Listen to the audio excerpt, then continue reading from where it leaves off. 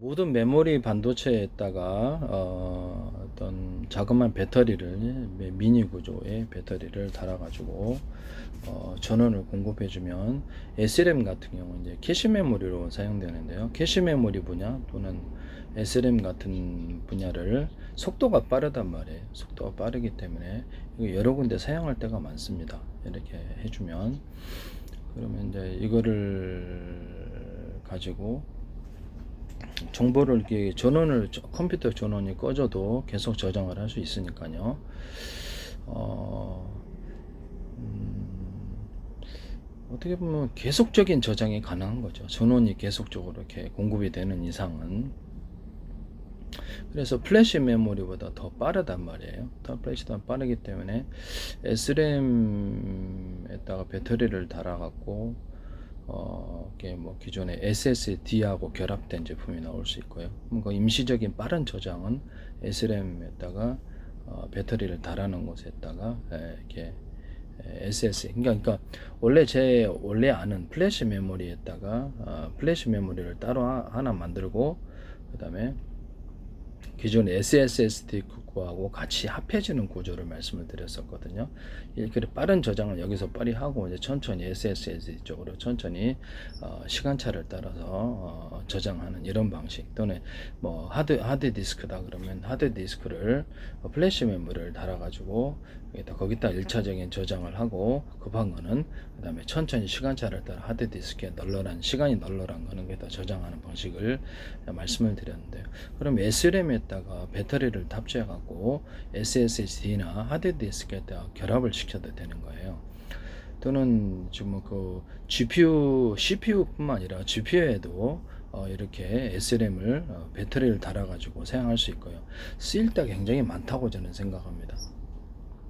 기타의 모든 메모리 반도체나 비메모리 반도체나 배터리를 미니 배터리를 달아서 전원을 공급하는 이 방식을 사용하시면 제 기술이 되겠습니다. 원래 메모리 반도체에다가 제가 이렇게 뜨끈만한 플래시 메모리를 탑재해서 정보의 저장이 잘 안 되는 부분을 좀 해결하자라고 제가 말씀을 드렸었는데요. 이렇게 작은 용량을 플래시 메모리를 해서 단 몇 시간이라든지 하루 정도 이렇게 기억 용량을 줘서 거기서 메모리 반도체 한계를 극복하자라고 말씀을 드렸어요. 메모리 반도체 종류에 상관없이 이렇게 할 수 있습니다.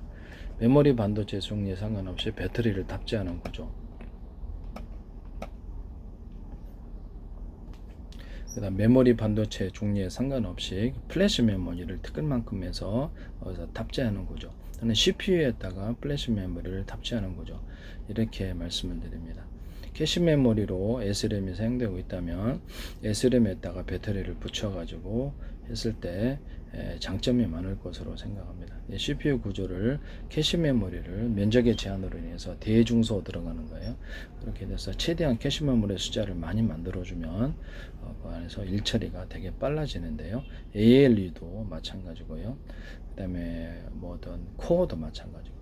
이게 CPU 안에 뭐든 부품이 어떤 것이든 상관없이 대중소, 면적의 제한으로 인해서 대중소의 개념으로 가서 숫자를 많이 만들어서 빠르게 일처리를 여기 일꾼들이 많은 거죠. 크고 작은 일꾼들이 많아서 일꾼들이 많으면 많은 어떤 다양한 일을 한꺼번에 일을 시켜갖고 빠르게 처리할 수 있습니다. 대용량의 정보를 뭐 100개, 1000개로 쪼개갖고 걔네들한테 일꾼들이 많으면 나눠주면 하나의 영업사원보다 100명의 영업사원이 낫죠. 그래서 이렇게 해서 일꾼들이 많아지면 거기서 훨씬 더 많은 일을 처리할 수가 있습니다.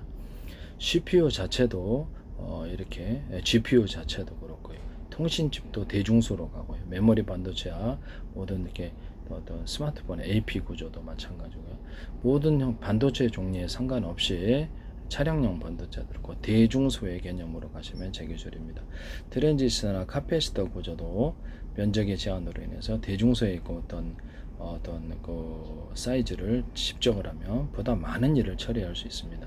또는 거기다 트랜지스터에다가도 전원을 특정 구역을 구역별로 나눠가지고 언오프 시킨다면 발열을 상당히 제어를 할 수 있습니다. 이 CPU 자체도 CPU를 대중소의 개념으로 해서 숫자를 많이 만들어 놓고요. CPU 자체가 한꺼번에 다양한 일을 한꺼번에 처리할 수 있도록 이렇게 CPU를 설계 제작하시면 제 기술이 되겠습니다. 작은 사이즈를 많이 만들어 놓으면 숫자를 많이 집어넣을 수 있겠죠. 그럼 일꾼들이 많아지는 거거든요. 이렇게 많은 일꾼들에게 시킨다면 몇 명의 일꾼이 바쁘게 클럭스를 높여가지고 왔다 갔다 이렇게 하는 것보다 훨씬 더 빠르게 처리할 수 있답니다. 이와 같은 기술 구조를 가지시면 제 기술이 되겠습니다. CPU, GPU, 모든 메모리 반도체, 통신치, 차량용 반도체, AP 모든 종류에 상관없이 이와 같이 반도체 종류는 상관없이 대중소의 개념을 가진다. 그러면 이제 제 기술 구조를 따르는 것이라는 것을 말씀을 드립니다. 뭐 CPU 같은 거를 이렇게 소프트웨어적인 내부적인 소프트웨어적인 분할로 가상적인 어떤 여러 개의 소프트웨어가 이렇게 CPU가 있는 것처럼 처리하는 기술을 사용하시고 그렇게 하셔도 되는데요.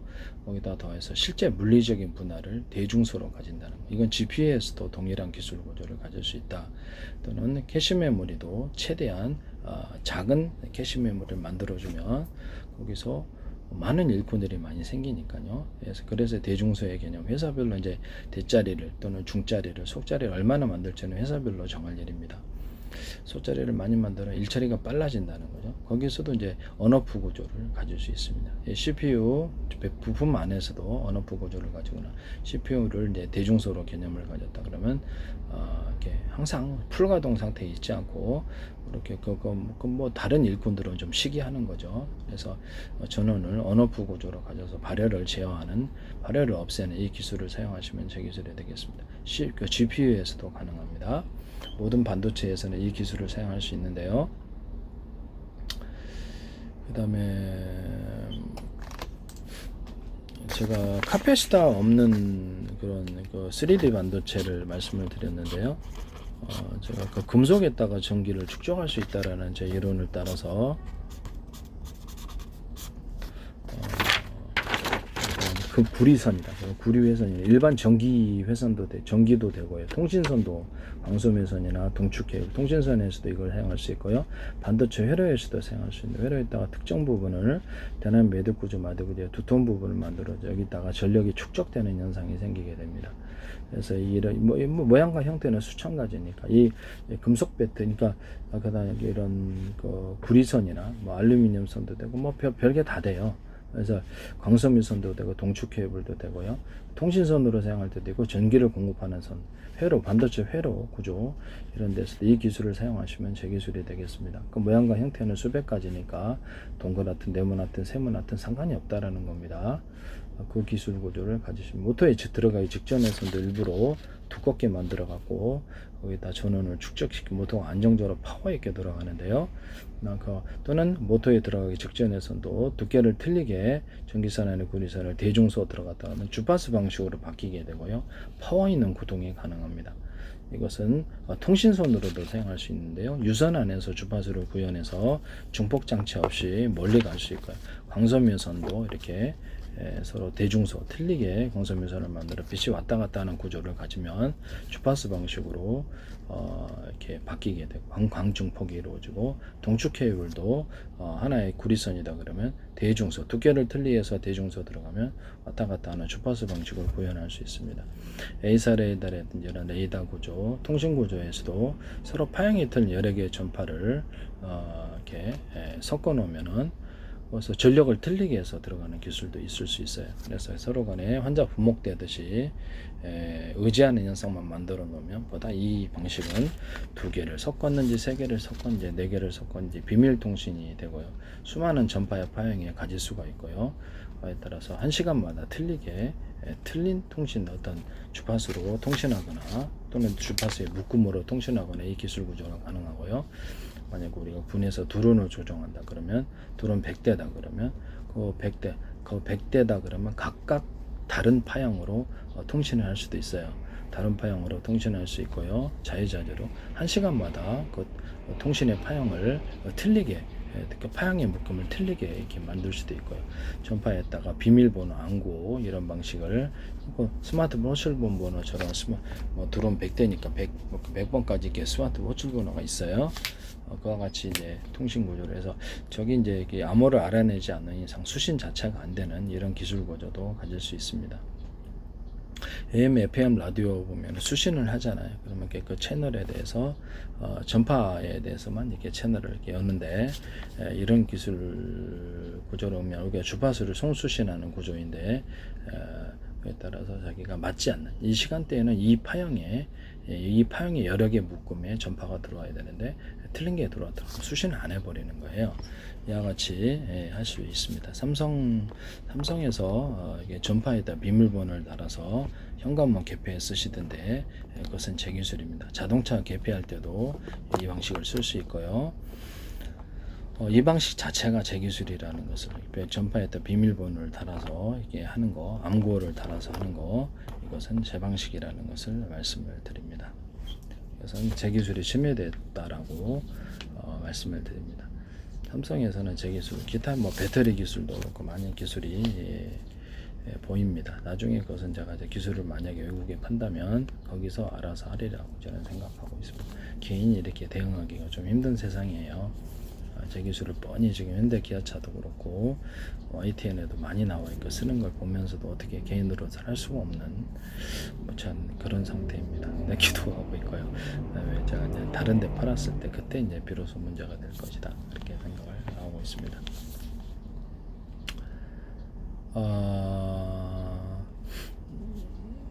그다음에 어떤 그 A사에서도 레이더 어떤 그 면적이 도매 면적이 제한되어 있잖아요. 그럼 거기서도 대중소의 개념으로 레이더 소재를 집적하고요. 서로 파형이 틀린 여러 개의 전파를 묶어서 팀별로 뭐 2개를 쓸지 5개, 10개를 쓸지 100개를 쓸지 팀별로 묶어서 쏘는 방식을 선택할 수 있습니다. 이렇게 레이저 가공기, 레이저 이렇게 식각장치 가공기다 이러면 그것도 가로 세로 높이로 이렇게 제품에 웨이퍼다 그럼 웨이퍼가 됐든 뭐가 됐든 처리할 장치를 가로 세로 높이로 좌표와 숫자 방식으로 표시해서 깊이까지 정확히 돋보기 초점 방식으로 식각할 수 있고요. 그때 팀별로 몇 개를 대중소 레이더 소자도 이렇게 레이저 어떤 식각 장치에서 광 나오는 사이즈를 대중소로 해가지고 틀리기 위해서 섬세한 가공 몇 개를 5개가 참여 10개를 참여 이것을 참여하는 숫자를 따라서 섬세하게 열을 조절하거나 이렇게 해서 섬세한 가공이 가능합니다. 그렇게 만드시면 제 기술이 되겠다라는 것을 말씀드립니다.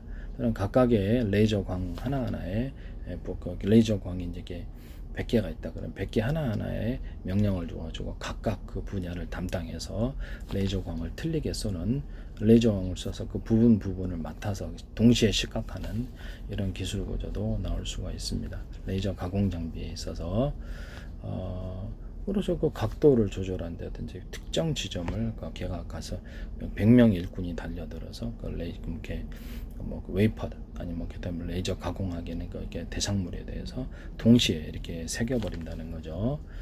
그와 같이 작업을 할 수 있습니다. 또는 이렇게 몇 개의 팀별로 나눴을 때 5개는 이거 하고 5개는 이거 하고 5개는 이렇게 해서 100개짜리 이렇게 나온다 그러면 이론적으로 그러면 그 중에 5개씩 10개씩 묶어서 특정 구역을 동시에 작업하는 이런 기술 구조를 가질 수가 있습니다. 그와 같이 만드시면 제 기술이 되겠습니다. 레이저 공격기도 어떤 큰 사이즈의 이런 거 만들려면 돈 많이 들죠. 부피도 크고 작은 공격기에다가 달아놔가지고 그것을 같은 프로그램을 탑재하고 있고 좌표와 숫자 방식으로 해서 동일한 지점을 링크해서 동일한 지점을 동시에 레이저를 조사해서 이렇게 강한 열을 합쳐서 레이저 5만 볼트 100개가 합치면 50만 이렇게 500만이죠. 그렇게 해서 열을 집중하는 방식을 만들어내고요. 대중소의 개념으로 가서 큰 사이즈의 레이저 공격기 또는 중간 정도 소형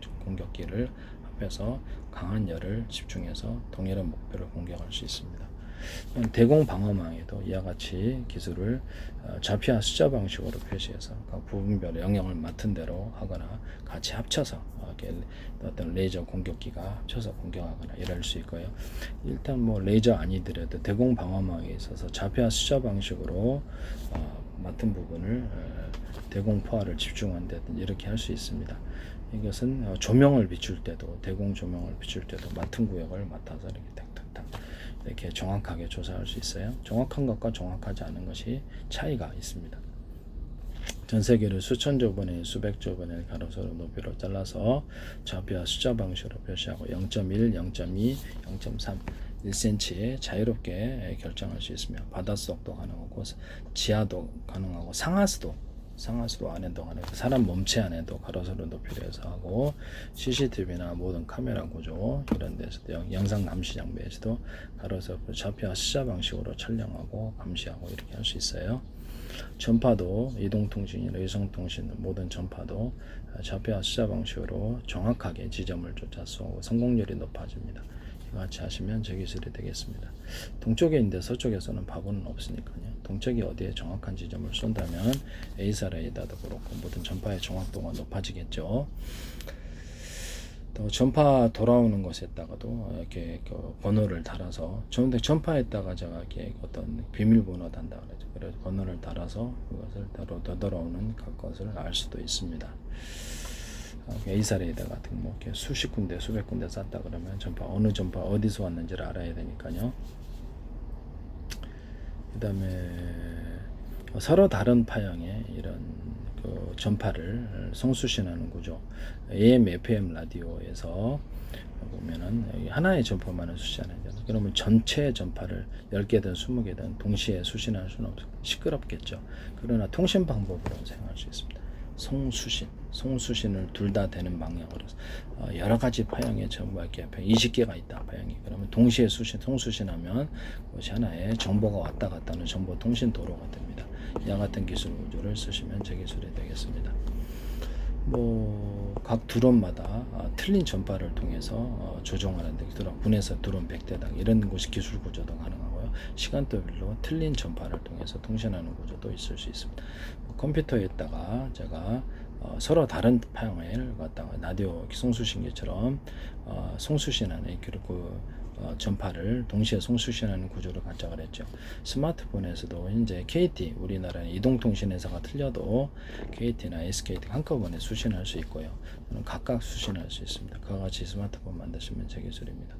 위성통신에서도 가능하고요. 서로 다른 파형의 100개, 1000개로 각각 위성통신이 통신할 수 있습니다. 그 다음에 컴퓨터 안에서도 하나의 같은 전파다 그러면 이렇게 스마트폰 호출 번호만 틀리게 해서 컴퓨터 안에 스마트폰 100대 있다. 이렇게 일단 위성통신 안에 스마트폰 1000개 있다. 이런 기술 구조가 가능하고요. 모든 통신 장비 안에 이 기술 구조를 가지시면 제 기술입니다. 같은 방 안에 SKT 회사 이렇게 어떤 스마트폰을 갖고 있고 100개 갖고 있으면 안 울립니까? 울리죠? 그런 것처럼 그것을 컴퓨터 방이라고 생각합시다. 컴퓨터에다가 송수신 장치를 같은 전파라도 호출 번호만 틀리게 송수신 장치를 만들어 놓을 수 있고요. 그럼 SKT께 10개, KT께 10개 이렇게 만들어 놓을 수도 있겠죠. 그와 같은 방식으로 컴퓨터 통신, 스마트폰, 또 워키토키 모든 형태의 통신 형태, 배에서 송수신 구조를 가질 수 있고요. 항공기에서도 그렇고 위성에서도 가능합니다. 모든 송수신 장치 이걸 사용하시면 제 기술입니다. YTN의 부산대 광메카트로니스 김창석 교수팀이 자동차의 자율주행 차량하면서 레이저바를 쏘시고 수신하시더라고요. 그때 서로 다른 파형의 전파를 쓰셨어요. 그래서 이것은 제기술 구조라는 것을 말씀을 드립니다. 왜 그러냐면은 제가 서로 다른 파형의 어떤 레이저파를 이렇게 환자 보목되듯이 이렇게 겹쳐놓으면 우주통신, 이렇게 위성통신할 때 방식보다 멀리 가고 우주에서만 가는 게 아니라 지상에서도 뚜렷하게 송수신 된다고 말씀을 드렸었죠. 그 기술을 쓰신 거예요. 그래서 이 기술은 제 기술이라는 것을 말씀을 드립니다. 또는 좌표와 숫자 방식으로 해서 여기서 이렇게 그것을 이렇게 전파를 쏘거나 이렇게 해야 되는 부분인데, 그것도 좌표와 숫자 방식으로 가로 세로 높이로 잘라서 좌표와 숫자 방식으로 정확하게 전파를 쏴야 되겠죠. 그와 같이 하셔도 정확한 것과 하지 않은 것의 차이는 시장에서 퇴출되느냐 아니냐의 차이니까요. 전파를 쏠 때, 그 다음에 전파를 쓸 때 레이저파뿐만 아니라 다른 전파하고 적외선 전파를 같이 쏘시는 거죠. 하나는 자동차가 금속을 탐지하고 하나는 사람을 탐지해요. 체열을 탐지합니다. 그래서 그렇게 해서 인사사고를 안개 같은 때도 인사사고를 막는 방법인데요. 군에서 헬기나 군에서도 이게 작전할 때 하나는 무기체계 장갑 차단 찾고 하나는 사람을 찾는 두 가지 기술 구조를 통해서 전장의 상황을 잘 파악해서 대응할 수 있습니다. 원래는 이게 수소산소 추출할 때 서로 파행했던 여러 개의 마이크로웨이브 전파나 기타 다른 전파도 돼요. 거기다가 서로 파행했던 여러 개의 적외선 전파를 같이 무리다 그러면 상중하를 길이를 틀리게 동시에 조사하고요. 전자레인전에서는 그릿이 돌아가지만 이거는 전파를 회전 방식으로 수십 주기나 수백 주기 돌려서 물을 끓입니다. 이 방식은 회전 토네이도가 일으키게 되어서 수소산소 추출이 용이한데요. 여기다가 또 압축 공기를 같이 넣어줄 수 있거나 밑에서 끓여주는 방식도 같이 동원할 수 있습니다. 같이 하시면 수소산소 추출 방법으로서 하시면 저기 있습니다. 이것을 지상 공격기도 가능한데요. 지상에서 마이크로웨이브 전파를 적외 전파를 같이 쏴서 고열을 일으켜가지고 지상에 어떤 사람을 적군을 공격하거나 어떤 A사례에다가 어떤 적군 또 멀리 떨어져 있어도 적군을 탐지하거나 적기를 탐지하거나 전자전기를 활용해서 교란해서 이게 기판을 태워버리거나 이런 기술 구조도 가질 수 있는데, 지상의 전차, 장갑차 이런 것들을 다 컴퓨터 체제로 갖고 있기 때문에 전기를 흘려보내서 태워버리는 기술 구조도 사용할 수 있습니다. 이와 같이 하시면 저기서 대공 방어망 할 때도 이렇게 전파를 쏴서 좌표와 숫자 방식으로 특정 영역을 하늘의 영역을 대공 방어해서 금속체를 열을 가해서 터뜨리는 구조로 가질 수 있는데요. 그와 같이 만드시면 저 기술이 되겠습니다. 서로 다른 파형에 여러 개의 파형에 두 개를 쓴지 세 개를 쓴지 네 개를 쓴지 알 수 없고 비밀 통신으로 통신 구조로 가져갈 수도 있지만, 이것을 열을 같이 모든 만물은 서로 평균한다는 제 원리를 따라서 이 서로 다른 파형의 마이크로웨이브파 기타 다른 전파도 이렇게 똑같이 할 수 있어요.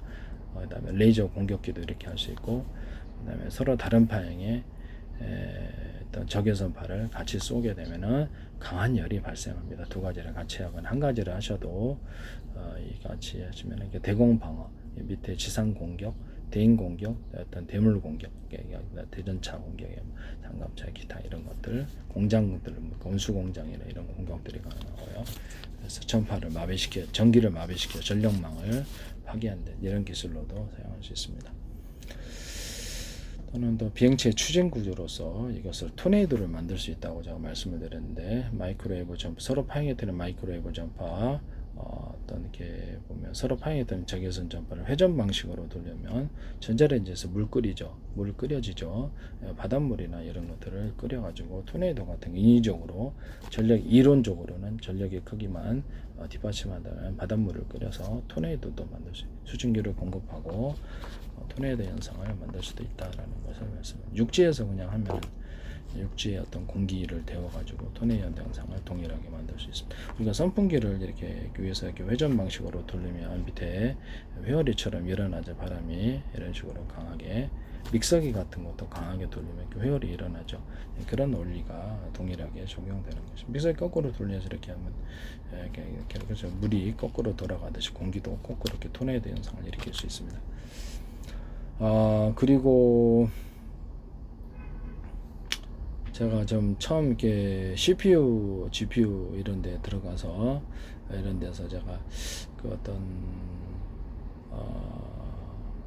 전체적으로 어떤 그 얘기는 내가 다 했나요? 이제 다 했고,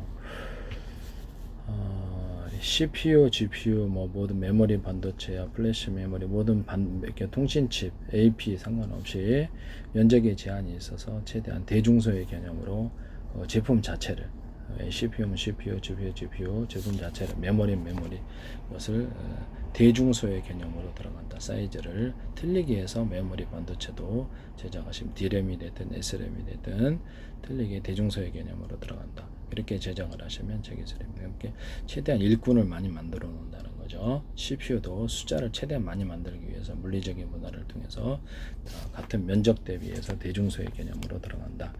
이 개념을 따라서 언오프 구조를 가질 수 있다. 그래서 불필요하게 풀로 가동할 필요 없이 쓸 때만 거기만 전기를 공급해서 함으로써 발열을 조절할 수 있다라는 거죠. 같은 기술을 사용하시면 제 기술입니다. 트랜지스터에도 영역을 나눠서 이렇게 전기를 넣는 영역과 넣지 않는 영역으로 해서 발열을 조절할 수 있습니다. 모든 어떤 부품에는 다 가능해요. ALU가 됐든 뭐 이렇게 코어가 됐든 캐시 메모리가 됐든 어떤 거는 전기를 주고 어떤 거는 전기를 주지 않는 구조를 가질 수 있고요.